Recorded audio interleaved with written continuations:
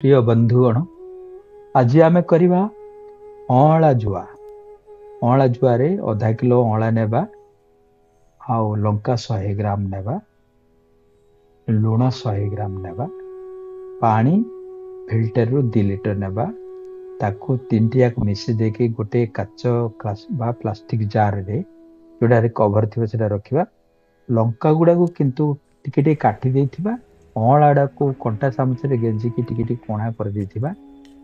आउ ये सबूता को मिसेगी से पानी भितर डुबेकी से काच जार भितर रखीदेबा, ताकू कभर करदे। कभर कर देकी 3 मास 90 डेज रखिबा। मझिरे मझिरे आपण टिके खोली दउथिए, जेहेतु से भितर गैस भी तैयारी होता पारे, सेटा बाहर की पड़े जीवो। आउ तापर बाहर करके खाइबे। ये देखो मु खाऊची।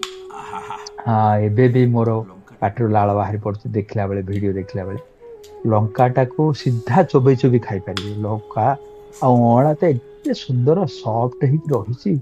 आहा, पाटर लाल बाहरी पड़छ, कहला बेले भी पाटर लाल बाहरी पड़छ।